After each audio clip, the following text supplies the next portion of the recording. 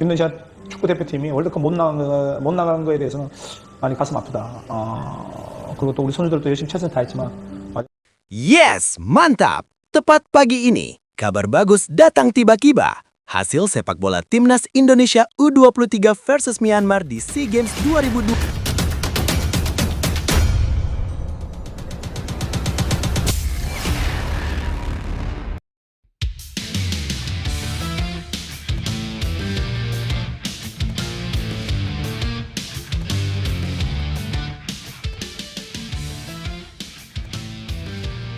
Yes, mantap! Tepat pagi ini, kabar bagus datang tiba-tiba. Hasil sepak bola Timnas Indonesia U23 versus Myanmar di SEA Games 2025 resmi diulang. Dijadwalkan main lagi hari Minggu. Wasit dinyatakan curang di menit-menit akhir. Apakah benar begitu? Begini faktanya.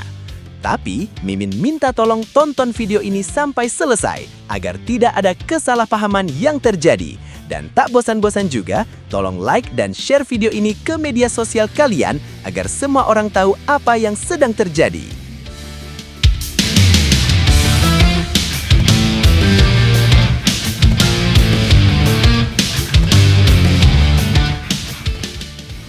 Sebelumnya diberitakan, Timnas Indonesia U23 menang 3-1 tapi tetap tersingkir. Sebelumnya diberitakan, skuad Garuda Muda menutup laga terakhir grup C SEA Games 2025 dengan kemenangan dramatis 3-1 atas Myanmar. Namun, hasil itu tetap tak cukup mengantarkan mereka ke semifinal. Persaingan ketat dengan Malaysia membuat Indonesia kalah selisih gol, dan inilah 3 faktanya. 1. Indonesia menang tapi tetap gagal ke semifinal. Meski tampil agresif dan menang meyakinkan 3-1, Indonesia tetap harus angkat koper dari turnamen. Situasi ini terjadi karena Garuda Muda kalah dalam hitungan selisih gol dari Malaysia. Kedua tim sama-sama mengoleksi 3 poin, tetapi Malaysia unggul dengan selisih gol 4-3, sementara Indonesia hanya mencatatkan 3-2. Kondisi ini membuat kemenangan dramatis di menit-menit akhir seolah tak bermakna. Ivar Jenner dan kawan-kawan berjuang hingga detik terakhir, namun waktu tak lagi berpihak. Untuk sebuah ajang sekelas SEA Games, kekalahan melalui hitungan selisih gol menjadi pukulan pahit yang sulit diterima. 2. Kebangkitan setelah tertinggal, perubahan Indra Syafri berbuah gol. Myanmar sempat mengejutkan dengan gol indah Min Mao O pada menit 29. Tendangan melengkungnya dari luar kotak penalti membuat Dava Fasha tak berkutik dan Indonesia tertinggal 1-0. Situasi ini memaksa Indra Syafri melakukan pergantian cepat untuk mengubah alir permainan. Masuknya Zanadin Faris memberi energi baru di lini tengah. Dari tekanan berulang, akhirnya Indonesia menyamakan kedudukan lewat gol Tony Firmansyah menit 45. Gol ini tercipta setelah sepak pojok Doni Tri Pamungkas gagal diamankan dengan sempurna oleh kiper Myanmar Hein Tet So. Bola muntah langsung disambar Tony dan stadion pun pecah oleh sorakan. Namun skor 1-1 di babak pertama belum cukup untuk memenuhi syarat kelolosan mereka. 3. 2 gol Jens Reven di akhir laga jadi harapan yang terlambat. Di babak kedua berbagai peluang tercipta, mulai dari tembakan Ivar Jenner hingga sundulan Kadek Arel yang membentur Mistar. Indonesia terus menekan tetapi gol tambahan tak kunjung datang, sementara jam terus bergerak. Harapan baru muncul di menit ke-89 ketika sundulan Ferrari disambar Jens Reven untuk mengubah skor menjadi 2-1. Reven kembali menjadi pahlawan di injury time lewat gol sundulan keduanya yang membuat Indonesia unggul 3-1. Di lapangan, pemain merayakan dengan penuh semangat, seolah pintu semifinal terbuka. Namun peluit panjang menjelaskan kenyataan pahit. Mereka butuh 1 gol lagi untuk menyamai selisih gol Malaysia. Nah, sebelum lanjut mendengar berita ini, untuk para netizen, keluarkan 1 kalimat pamungkas untuk menanggapi kabar ini. Ayo teman, berikan tanggapan kalian di kolom komentar. Bravo Timnas U23, bravo Indra Syafri, bravo PSSI. Ayo Garuda, buktikan bahwa level kita sudah dunia. Buktikan bahwa kita adalah raksasa Asia Tenggara. Medali emas SEA Games 2025 harga mati. Di sisi lain, jangan lupa juga 1 kalimat khusus untuk Erick Thohir CS yang sedang berusaha keras memajukan sepak bola Indonesia. Silahkan tulis di kolom komentar. Ayo terbang tinggi Garuda. Mari kita lanjut teman-teman. Kemenangan ini pun menjadi kemenangan yang terasa pahit. Hasil terbaik yang datang terlambat. Garuda Muda menang tapi tidak lolos. Lebih lanjut, Situasi yang dialami Timnas Indonesia U23 di SEA Games 2025 terasa seperti drama yang berakhir dengan jeda tiba-tiba.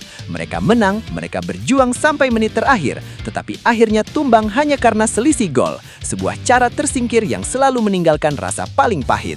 Bukan karena tidak cukup kuat, tapi karena momentum baik datang terlambat. Secara permainan, Indonesia menunjukkan karakter pantang menyerah. Setelah tertinggal dari Myanmar, perubahan yang dibuat Indra Syafri terlihat nyata. Tempo meningkat, tekanan bertambah, dan akhirnya gol-gol datang. 2 gol Jens Reven di menit akhir adalah bukti bahwa tim ini punya mental yang tidak mudah runtuh. Mereka tidak putus asa meski tahu beban selisih gol menghantui. Namun yang menjadi catatan adalah betapa pentingnya start awal di turnamen pendek seperti ini. Menunggu meledak di laga terakhir seringkali berujung tragis. Kemenangan 3-1 ini menunjukkan potensi besar, tapi juga memperlihatkan bahwa konsistensi masih menjadi PR besar. Pada akhirnya, mereka kalah bukan karena permainan buruk, melainkan karena pengelolaan peluang dan efisiensi di 2 laga sebelumnya yang tidak optimal. Tetap saja, ada hal positif yang bisa dilihat. Tim ini menunjukkan perkembangan, memperlihatkan keberanian dan memamerkan bakat-bakat muda yang menjanjikan. Kekalahan ini keras, tapi bisa menjadi fondasi penting untuk turnamen berikutnya. Kadang sebuah kegagalan seperti ini justru menjadi bahan bakar terbesar bagi generasi pemain muda. Momen yang pahit seringkali mencetak karakter yang kuat. Shin Tae-yong sakit hati lihat kondisi Timnas Indonesia saat ini. Sebelumnya diberitakan Timnas Indonesia tengah berada dalam fase paling rumit setelah kegagalan lolos ke Piala Dunia 2026 dan situasi internal yang tak stabil usai pergantian pelatih. Kekecewaan itu bukan hanya dirasakan supporter, tetapi juga Shin Tae-yong, sang arsitek lama yang membawa Indonesia menembus putaran keempat kualifikasi Piala Dunia. Namun, belakangan ia mengaku sakit hati melihat kondisi skuad Garuda yang menurun drastis. Berikut ini 3 faktanya. Fakta 1. Masa keemasan yang terputus dan kepergian yang menyisakan luka. Shin Tae-yong sebenarnya meninggalkan warisan besar. Ia membawa Timnas Indonesia naik level menjadi kuda hitam Asia Tenggara dan membuat publik percaya bahwa skuad Garuda mampu bersaing untuk tiket Piala Dunia. Lolos hingga ronde keempat menjadi pencapaian yang belum pernah disentuh sebelumnya. Namun ketika kepercayaan publik sedang tinggi, tiba-tiba PSSI memilih arah berbeda dan menunjuk Patrick Kluivert. Keputusan itu tidak hanya mengejutkan, tetapi juga menjadi awal dari penurunan performa yang signifikan. Dalam wawancaranya, Shin mengaku memantau langsung perkembangan tim, termasuk demo supporter yang menuntut perbaikan dari federasi. Ia berkata, "Saya sempat lihat di Instagram, saya tidak bisa berkata apa-apa. Saya merasa sedih dan sakit hati karena Timnas Indonesia tidak bisa lolos ke Piala Dunia." Ia menegaskan para pemain sudah berjuang sampai titik akhir sehingga kegagalan ini meninggalkan pukulan emosional baginya. Fakta 2. Era Kluivert gagal total dan bikin performa anjlok. Harapan bahwa pelatih baru bisa melanjutkan fondasi Shin tidak terwujud. Di bawah Patrick Kluivert, Timnas Indonesia justru kesulitan menunjukkan identitas permainan. Hasil buruk demi buruk menumpuk membuat jalur menuju Piala Dunia pupus dan rasa frustasi supporter mencapai puncaknya. Hingga kini PSSI bahkan belum menunjuk pelatih baru, sesuatu yang membuat masa depan tim menggantung. Shin Tae-yong menilai kegagalan lolos dari putaran keempat adalah titik yang paling disayangkan. Sayangnya tidak lolos padahal sudah ronde keempat, katanya. Ia menilai momentum emas itu seharusnya menjadi batu loncatan bagi Indonesia untuk tampil di level tertinggi. Para pemain menurutnya sudah memberikan segalanya, namun eksekusi dari level manajemen tidak memberikan kontinuitas yang dibutuhkan. Fakta 3. Shin tetap melihat harapan untuk Piala Dunia 2030. Meski kecewa, Shin tidak menutup pintu optimisme. Ia menilai skuad Garuda masih memiliki peluang besar untuk kembali bermimpi tampil di ajang terbesar sepak bola dunia. Pertama, ada perkembangan yang baik untuk Timnas Indonesia. Saya melihat ada harapan untuk Piala Dunia 2030, ujarnya dengan nada yakin. Menurut Shin, fondasi perkembangan pemain muda hingga mental kompetitif yang mulai terbentuk adalah modal penting menuju masa depan. Ia berharap kegagalan ini tidak membuat para pemain dan supporter patah semangat. Justru sebaliknya, Indonesia harus belajar dari pengalaman dan membangun kembali ambisi yang pernah ia hidupkan. Lebih lanjut, Situasi ini menggambarkan bagaimana sebuah tim yang sedang berkembang justru kehilangan arah karena keputusan strategis yang tidak matang. Dalam dunia sepak bola, kontinuitas adalah fondasi penting. Ketika fondasi itu diganti secara mendadak tanpa perhitungan mendalam, hasilnya seringkali seperti yang terjadi pada timnas Indonesia sekarang. Shin Tae-yong telah membangun sistem, mentalitas, dan identitas selama bertahun-tahun. Ketika proses tersebut diputus di tengah jalan, tim kehilangan ritme yang sebelumnya sudah terbentuk. Rasa sakit hati Shin sangat wajar. Ia bukan hanya pelatih, tetapi figur yang membawa perubahan besar, menghadapi tekanan publik dan bekerja dengan disiplin tinggi demi mengangkat level sepak bola Indonesia. Melihat tim yang ia bangun dengan penuh usaha kemudian menurun, tentu menjadi pukulan emosional. Ini juga menjadi cermin bahwa sepak bola bukan hanya soal taktik, tetapi juga soal kesinambungan dan manajemen yang konsisten. Kekecewaan supporter pun bisa dipahami. Mereka telah melihat peningkatan nyata di lapangan, lalu tiba-tiba menyaksikan kemunduran drastis. Demo dan tuntutan kepada federasi muncul karena rasa cinta, bukan semata kemarahan. Publik ingin timnas Indonesia dikelola dengan visi yang jelas, bukan keputusan impulsif. Di tengah kekecewaan itu ada satu hal yang masih bertahan, yakni harapan. Jika fondasi yang ditinggalkan Shin benar-benar dirawat, Indonesia masih memiliki peluang besar untuk bangkit.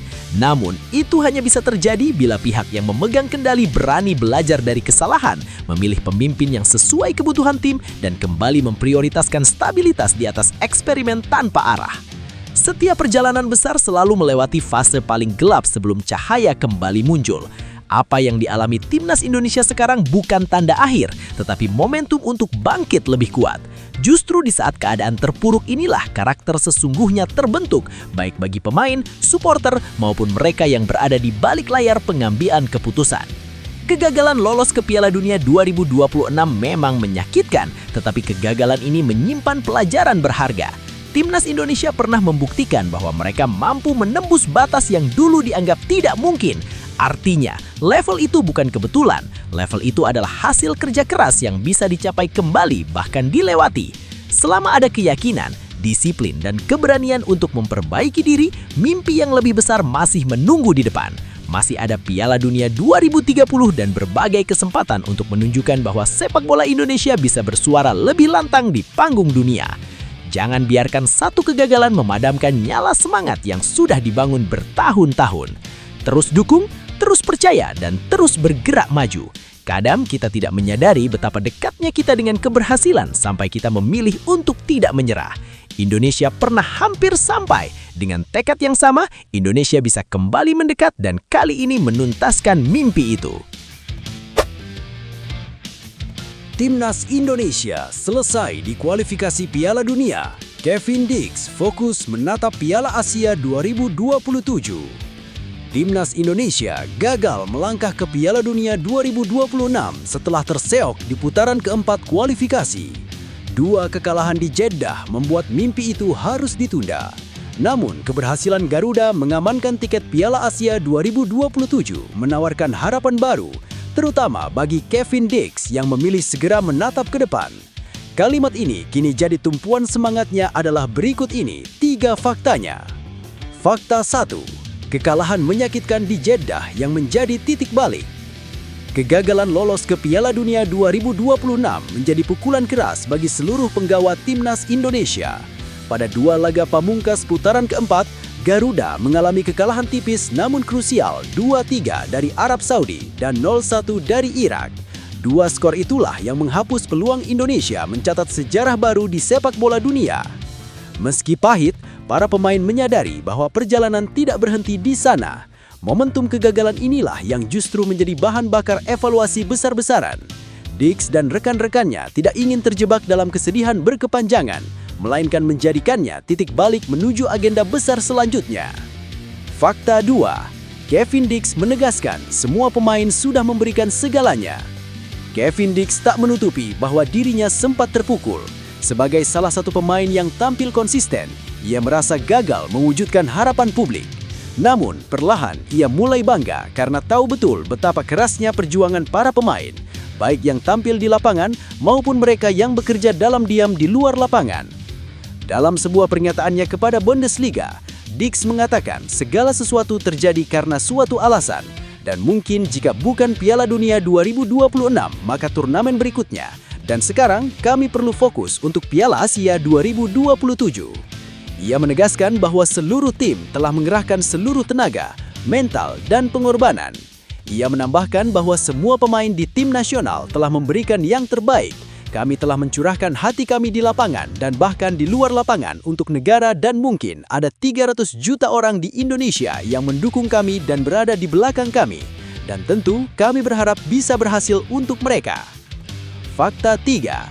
Fokus baru mengarah ke Piala Asia 2027. Piala Asia 2027 yang akan digelar di Arab Saudi pada Januari hingga Februari mendatang kini menjadi tujuan utama Timnas Indonesia. Garuda sudah mengamankan tiket turnamen tersebut sejak keberhasilan menembus putaran ketiga kualifikasi Piala Dunia 2026, membuat mereka memiliki waktu ideal untuk membangun kekuatan baru. Turnamen itu akan menjadi ajang Asia kedua berturut-turut bagi Indonesia, sebuah kemajuan signifikan setelah sekian lama absen dalam skala kontinental. Dengan skuad yang semakin matang dan atmosfer persaingan yang kini meningkat, Piala Asia 2027 dipandang sebagai panggung untuk membayar kegagalan, sekaligus membuka momentum baru menuju masa depan yang lebih ambisius. Lebih lanjut, situasi yang dialami Timnas Indonesia menunjukkan bahwa sebuah kegagalan besar tidak serta-merta menghapus fondasi yang sudah dibangun.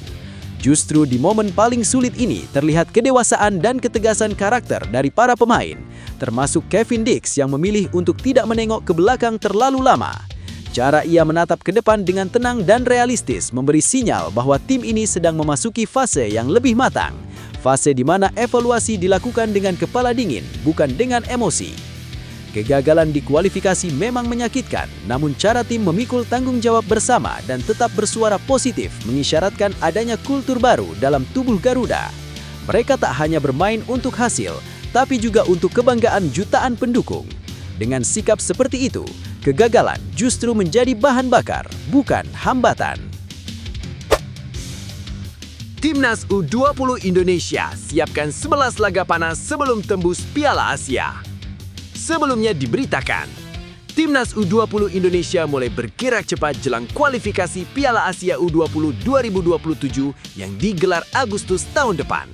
Dengan pelatih baru, Nova Arianto, skuad muda Garuda langsung digeber melalui seleksi besar-besaran dan sederet agenda uji coba.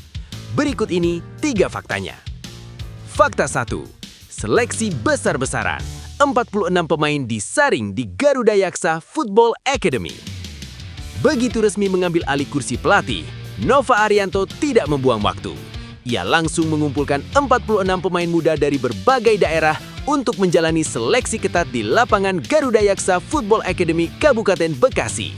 Langkah cepat ini menunjukkan bahwa Nova ingin skuad U20 dibangun dari fondasi paling dasar, pemilihan pemain yang benar-benar cocok dengan gaya permainan yang ia rancang. Di balik proses seleksi, Nova membawa pengalaman dari Piala Dunia U17 2025. Ia memahami betul tekanan turnamen besar dan ingin timnya memiliki kualitas mental, fisik, dan taktikal yang lebih matang. Seleksi awal ini menjadi pintu pertama menuju perjalanan panjang menuju Piala Asia U20 2027. Fakta 2. Program 11 uji coba disusun bersama Direktur Teknik PSSI. Salah satu fokus utama Nova adalah memastikan tim memiliki ritme bertanding yang ideal. Untuk itulah ia menyiapkan 11 laga uji coba sebelum tampil di kualifikasi. Program besar ini disusun bersama Direktur Teknik PSSI Alexander Zivers. Nova mengatakan, kami sudah berkomunikasi dengan Direktur Teknik, Coach Alex, bagaimana mempersiapkan ada 11 kali uji coba sebelum kita sampai di kualifikasi Piala Asia U20 nanti. Ia juga menegaskan bahwa keikutsertaan di Piala AFF akan dimasukkan sebagai bagian dari rangkaian uji coba. Poin ini menunjukkan bahwa setiap pertandingan, baik resmi maupun uji coba, dirancang sebagai bagian dari roadmap besar pembentukan tim. Dengan jam terbang yang konsisten, Nova berharap timnya lebih siap menghadapi tekanan saat kualifikasi. Fakta 3. TC berlanjut Januari 2026. Nova ingin program berjalan tanpa hambatan. Setelah seleksi awal, Timnas U20 direncanakan melanjutkan pemusatan latihan pada Januari 2026. Jika ada penyesuaian, program bisa digeser ke Maret sesuai roadmap yang telah diserahkan kepada PSSI.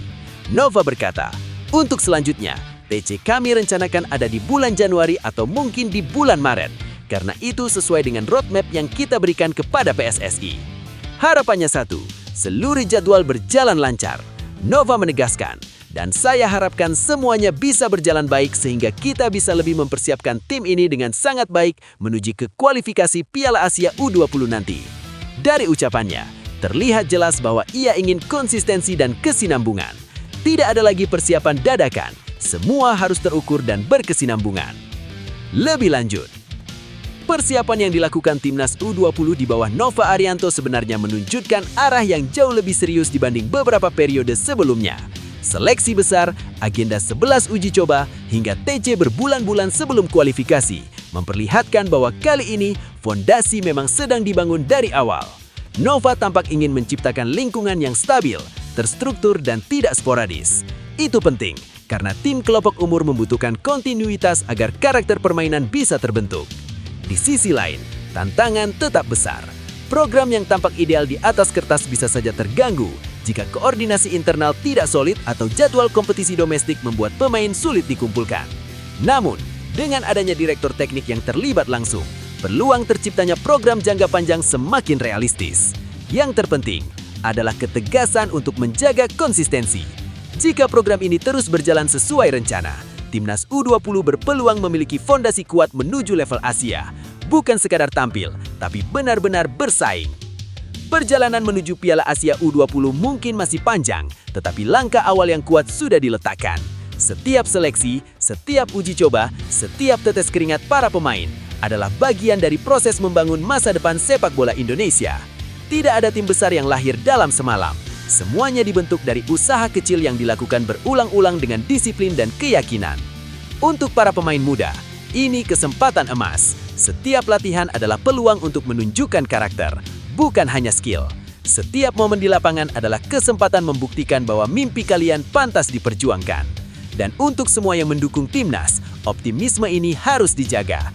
Sebab perjalanan besar selalu dimulai dari sebuah keyakinan bahwa kita bisa menjadi lebih baik dari hari sebelumnya. Terus melangkah, terus berkembang. Garuda Muda punya masa depan yang cerah di depan mata. Bomber Eredivisie bernafsu bawa Timnas Indonesia U22 bungkam Myanmar dan dekati emas SEA Games 2025.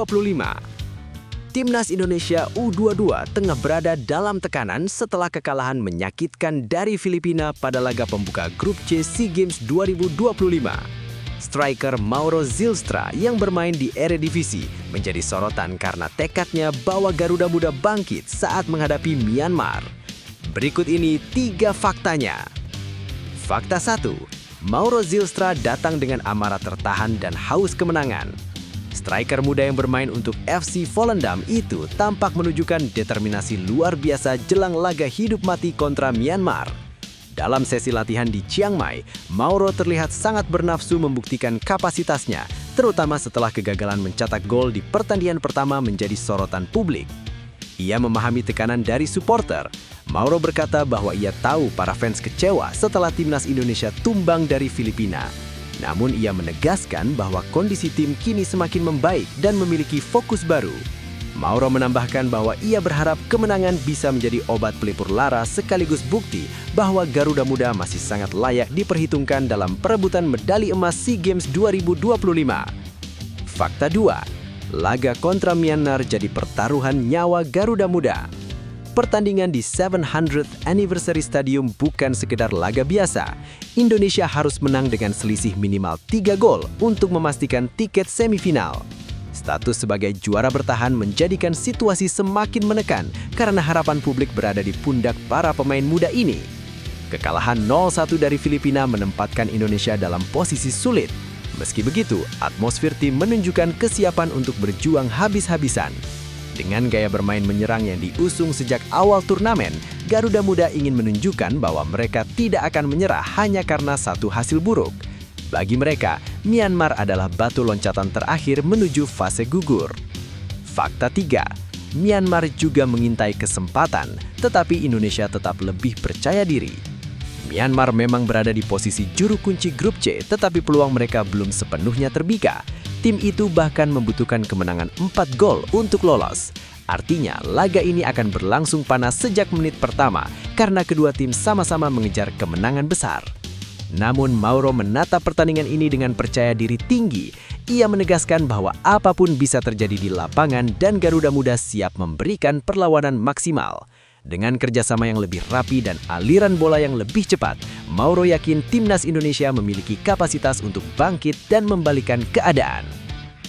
Lebih lanjut, situasi yang dihadapi timnas Indonesia U22 sekarang menunjukkan betapa tipisnya jarak antara tekanan dan peluang. Kekalahan dari Filipina memang membuat langkah terasa berat, tetapi bukan berarti asa itu hilang. Justru di titik inilah karakter sebuah tim diuji. Apakah mereka runtuh oleh kritik atau justru menemukan energi baru untuk bangkit? Melihat respon Mauro Zylstra, jelas terlihat bahwa para pemain tidak ingin terjebak dalam kekecewaan. Tekadnya menunjukkan bahwa tim ini masih punya nyala semangat, sesuatu yang sangat penting ketika memasuki laga hidup mati seperti menghadapi Myanmar. Ini bukan hanya pertarungan taktik, tetapi juga pertarungan mental. Di sisi lain, Myanmar yang juga berada dalam posisi terjepit menjadikan pertandingan semakin tak bisa diprediksi. Dua tim yang sama-sama berambisi, sama-sama terdesak, dan sama-sama ingin menjaga muka. Situasi seperti ini biasanya melahirkan laga yang keras, cepat, dan penuh drama. Namun satu hal selalu menjadi kunci, momentum. Bila Indonesia berhasil mencetak gol cepat, rasa percaya diri akan meningkat drastis dan tekanan bisa berpindah ke kubu Myanmar. Dalam kondisi seperti itu, bukan tak mungkin kemenangan besar tercipta. Tetapi jika yang terjadi sebaliknya, laga bisa berubah berat karena waktu menjadi musuh terbesar. Apapun yang menanti-nanti, pertandingan ini adalah gambaran nyata betapa sepak bola dapat berubah drastis hanya dalam hitungan menit dan betapa pentingnya ketenangan dan keyakinan dalam situasi menegangkan seperti ini.